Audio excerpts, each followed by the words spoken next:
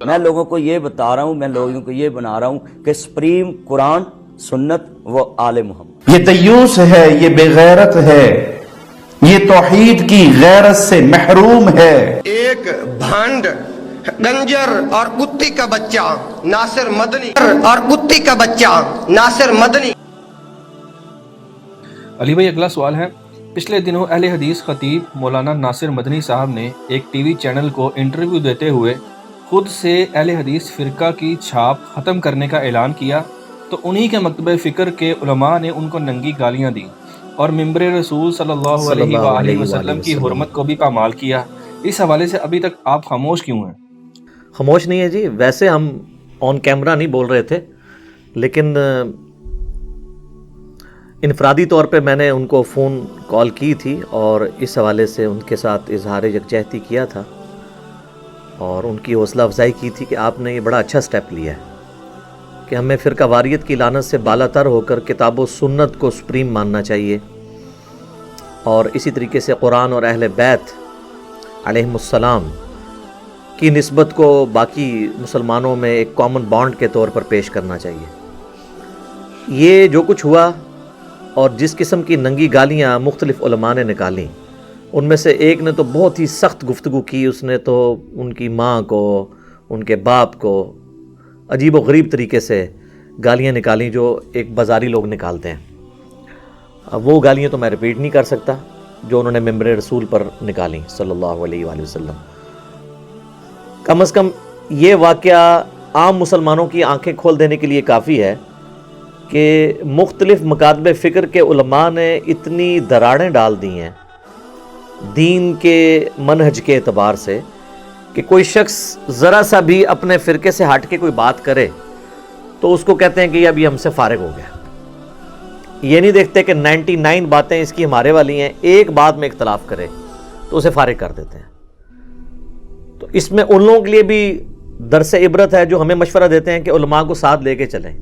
علماء کا حال یہ ہے کہ ان کے اپنے فرقے کا کوئی عالم جو اپنے آپ کو اہل حدیث مانتا بھی ہو، صرف یہ کہے کہ ہمیں یہ ٹائٹل نہیں لگانا چاہیے، بلکہ ہم نے اس منہج کی بات کرتے ہوئے قرآن و سنت کو سپریم ماننا چاہیے، بس یہ کہیں تو اس کو کہہ رہے ہیں یہ فارغ ہو گیا، اور اس کی ماں کو بھی، اس کے باپ کو بھی وہ ننگی گالیاں ممبر پہ آ کر نکالیں، تو ہمارا تو اختلاف پھر کسی صورت و برداشت نہیں کریں گے۔ مولانا طارق جمیل صاحب حفظہ اللہ تعالیٰ نے ایک مولا علی لفظ بولا تھا نا، اور وہ حدیث کے تحت صحیح بولا تھا، انہوں نے من کنت مولاہ فہذا علی مولاہ۔ تو ان کے ساتھی علماء نے ان کے ساتھ کیا سلوک کیا، تو اس سے میرے خیال عام لوگوں کی آنکھیں کھل جانی چاہیے کہ ہمارے علماء کا رویہ کتنا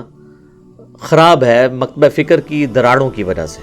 جو انہوں نے اپنے اپنی پگڈنڈیاں الگ کر دی ہوئی ہیں۔ تو ناصر مدنی صاحب کے ساتھ بھی انہوں نے یہی حشر کیا، حالانکہ انہوں نے کوئی غلط بات نہیں کی تھی، انہوں نے کہا تھا کہ میں اہل حدیث کے لفظ کو ختم کرنا چاہتا ہوں۔ انہوں نے یہ تو نہیں کہا کہ میں اہل حدیثوں کو ختم کرنا چاہتا ہوں یا اہل حدیث کے منہج کو ختم کرنا چاہتا ہوں، ان کا تھا یہ لفظ جو ہے نا یہ چھاپ ختم کرنا چاہتا ہوں۔ تو ظاہر ہے کہ سب کانٹیننٹ میں وہابی اہل حدیث کا جو ورڈ ہے یہ کوئی متبرک لفظ کے طور پہ تو لوگ ایکسیپٹ نہیں کرتے ہیں اس کو، بلکہ ایک گالی کے طور پہ ایکسیپٹ کر رہے ہوتے ہیں۔ اور پھر میں اس پہ عرض کروں گا کہ خود اہل حدیث نے بھی تو یہی جرم کیا ہے کہ صدیوں سے مسلمانوں کی شناخت جس لفظ سے تھی نا، وہ دو مکاتب فکر تھے، اہل سنت اور اہل تشیع، اور ان دو کیٹیگریز میں سے یہ اپنے آپ کو اہل سنت میں داخل کرتے تھے اہل حدیث، لیکن انہوں نے کبھی کسی مسجد میں اہل سنت کا لفظ نہیں لکھا، اہل حدیث لکھا ہے۔ بریلوی اور دیوبندی لکھتے ہیں اہل سنت والجماعت یا اہل سنت و جماعت، بریکٹ میں بریلوی، حنفی دیوبندی۔ اہل حدیث بھی اپنے آپ کو مانتے تو سنی تھے، کہتے نہیں تھے، لیکن اہل حدیث کا لفظ انہوں نے مسجدوں میں یوز کیا، اور پھر انہوں نے سٹیجوں سے اہل حدیث کے نعرے لگوائے اور ایون وہابی کے نعرے لگوائے، بڑے فخریہ، جیسے کوئی یہ بڑا متبرک لفظ ہے لوگ ایکسیپٹ کریں گے۔ اہل سنت کے لفظ کو انہوں نے پس سے پش ڈال دیا، تو انہوں نے بھی تو اہل سنت کے لفظ کو ختم کیا۔ اہل حدیث کی کن مساجد میں لکھا ہوا ہے اہل سنت؟ ذرا دکھائیں ہمیں۔ ان کو نہیں پتا تھا صحیح مسلم کے مقدمے میں امام مسلم نے اہل سنت کا لفظ یوز کیا ہے، امام ترمذی نے جامعہ ترمذی کے اندر اہل سنت والجماعت کا لفظ استعمال کیا ہے۔ اہل حدیث کا لفظ استعمال ہوتا تھا محدثین کے لیے، لیکن جو مین ایک سنی شیعہ کنفلکٹ کے اعتبار سے جو ایک مین سٹریم مانی جاتی ہے وہ اہل سنت ہے، اس کو انہوں نے ختم کر کے اہل حدیث لفظ کیا۔ اب اگر کوئی اہل حدیث کو بھی ختم کرتا ہے اس لفظ کو تو اس میں کون سا جرم ہے؟ تو جرم تو آپ نے خود بھی کیا ہوا ہے، اس سے بڑا لفظ جو ہمارے سلف میں رائج تھا جو آپ نے ختم کر دیا۔ آپ میری ویڈیوز کی وجہ سے اب تھوڑا بہت اہل سنت بولتے ہیں، اس سے پہلے تو انہوں نے کبھی اہل سنت لفظ بولا ہی نہیں ہے۔ جس کا ثبوت ہے ذرا مجھے دکھائیں کہ اہل حدیث کی کس بڑی مسجد کے اندر لکھا ہوا ہے اہل سنت اور بریکٹ میں اہل حدیث۔ اس لحاظ سے تو بریلوی دیوبندی بازی لے گئے ہیں کہ وہ کم از کم اہل سنت اور بریکٹ میں لکھتے ہیں بریلوی انفی دیوبندی، یہ تو لکھتے نہیں ہے نا بریکٹ کے باہر نہ اندر۔ تو جب آپ نے بھی وہی حرکت کی تھی تو آپ میں سے ایک شخص کہتا ہے میں اس کو بھی ختم کر کے کتاب و سنت کی بات کرتا ہوں، محمد اور آل محمد صلی اللہ علیہ وآلہ وسلم کی بات کرتا ہوں، تو ٹھیک ہے آپ خود بھی کہتے ہیں اطیع اللہ و اطیع الرسول، اہل حدیث کے 2 اصول، تو اب ضروری ہے اس لفظ کو ساتھ لگانا ہے،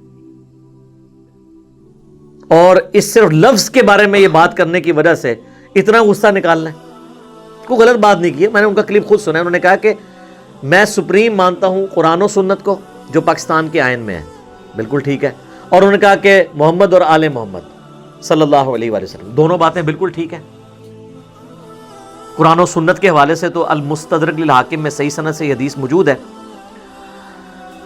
کہ اللہ کے محبوب صلی اللہ علیہ وآلہ وسلم نے حجۃ الوداع کے موقع پر فرمایا کہ میں اپنے بعد تم میں 2 ایسی چیزیں چھوڑ کر جا رہا ہوں جنہیں مضبوطی سے پکڑ لوگے تو کبھی گمراہ نہیں ہوگے، ایک اللہ کی کتاب اور دوسرا اس کے نبی کی سنت، اور سنت آج کی ڈیٹ میں وہ جو صحیح الاسناد احادیث سے ڈرائیو ہوگی۔ اور دوسری بات ناصر مدنی صاحب نے کی حفظہ اللہ تعالی کہ آل محمد کو سپریم ماننا، بالکل ٹھیک ہے، وہ صحیح مسلم میں حدیث ہے، یہ تو حاکم میں تھی نا، وہ تو ہماری مین سٹریم کی کتابوں میں ہے۔ صحیح مسلم میں اوپر تلے 4 حدیث ہیں 6225 سے لے کر 6228 تک کہ نبی الاسلام نے اپنی وفات سے تقریباً 2.5 مہینے پہلے اپنے آخری حج جو آپ نے کیا، پہلا اور آخری حج تھا، اس سے واپسی پر مکے سے مدینے آتے ہوئے خم نامی گاؤں میں آپ نے خطبہ دیا۔ غدیر خم کی حدیث جو سنی اور شیعہ کے درمیان کامن ہے، وہ آپ کی گفتگو کنکلوڈنگ گفتگو ہے کہ اے لوگو آگاہ ہو جاؤ، میں بھی ایک انسان ہوں، قریب ہے کہ اللہ کا قاصد یعنی موت کا فرشتہ میرے پاس آئے اور میں اس کی دعوت قبول کر لوں۔ میں اپنے بعد تم میں 2 بھاری چیزیں چھوڑ کر جا رہا ہوں، ان میں سے پہلی چیز اللہ کی کتاب ہے، اس میں ہدایت ہے، اس میں نور ہے، تم اللہ کی کتاب کو پکڑو، اپنا تعلق اس کتاب کے ساتھ مضبوط کرو۔ اللہ کی کتاب اللہ کی رسی ہے، جو اسے پکڑے گا وہ ہدایت پر ہوگا، جو چھوڑ دے گا وہ گمراہ ہو جائے گا۔ اور زید بن ارقم کہتے ہیں کہ نبی الاسلام پھر ہمیں قرآن پہ ترغیب دلاتے رہے، اور پھر فرمایا کہ دوسری بھاری چیز میرے اہل بیت ہیں، میں اپنے اہل بیت کے معاملے میں تمہیں اللہ کا خوف دلاتا ہوں، میں اپنے اہل بیت کے معاملے میں تمہیں اللہ کا خوف دلاتا ہوں، میں اپنے اہل بیت کے معاملے میں تمہیں اللہ کا خوف دلاتا ہوں۔ یہ بات آپ نے 3 دفعہ ریپیٹ کی، تو یہ محمد اور آل محمد کا ذکر موجود ہے الحمدللہ۔ تو یہ انہوں نے کوئی غلط بات نہیں کی تھی کہ اس کے اوپر سیکھ پا ہوتے۔ ہم بھی یہ بات کہہ رہے ہیں کہ بریلوی دیوبندی اہل حدیث سنی شیعہ کی تفریق سے بلند ہو کر آپ اپنے آپ کو مسلمان کہیں، جو سورۃ الحج میں اللہ تعالیٰ نے فرمایا ملت ابیکم ابراہیم، پیروی کرو اپنے باپ ابراہیم کی ملت کی، ہوا سماکم المسلمین، جنہوں نے تمہارا نام اسم مسلم رکھا تھا۔ یہاں پر اسم کے طور پر ہے، صفت کے طور پر نہیں، تمہارا نام انہوں نے مسلم رکھا تھا۔ من قبل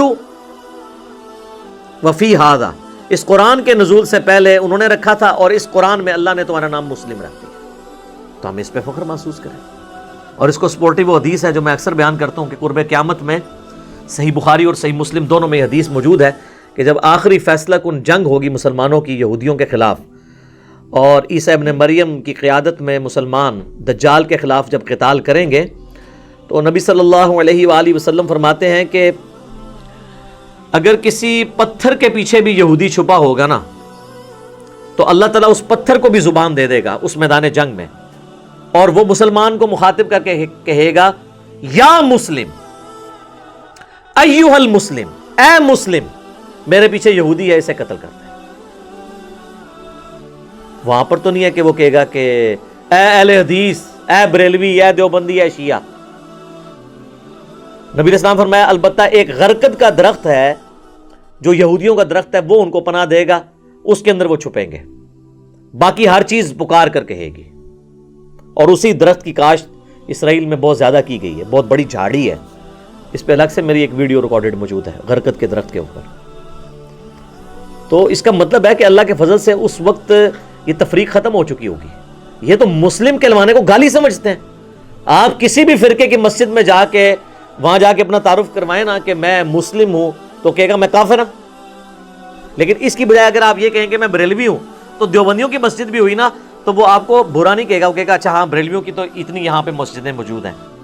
یا دیوبندیوں کی مسجد والا کوئی بریلویوں کی مسجد میں چلا جائے اور کہ میں دیوبندی ہوں تو کہے گا ہاں جی دیوبندیوں کی بھی مسجدیں ہیں, وہ بھی ہمارے بھائی ہیں. لیکن اگر کہیں مسلم تو اس سے چڑھیں گے. لیکن انشاءاللہ تعالی ہماری ویڈیوز کی برکت سے جو تبدیلی آئی ہے تو یہ امام مہدی اور عیسیٰ ابن مریم علیہ السلام کے لیے جو ہے وہ فضا تیار ہو رہی ہے کہ اس وقت تو پھر یہ تفریقیں ختم ہو چکی ہوں گی. یہ نہ ہو کہ اس وقت کہیں کہ یہ تو انجینئر صاحب کی کوئی ویڈیو لگی ہوئی ہے جو مسلم مسلم کہہ رہا ہے, کیونکہ یہ تو ہم نے ہی نعرہ بلند کیا ہے نا کہ نہ میں وہابی نہ میں بابی, میں ہوں مسلم علمی کتابی. اس نعرے سے اگر کسی کو چڑھا ہے تو ہم نے ایک نرم سا نعرہ بھی عرض کیا ہے کہ مرنے سے پہلے اے مسلمان کر لے اس پہ غور, کتابوں کا خدا اور ہے بابوں کا خدا اور.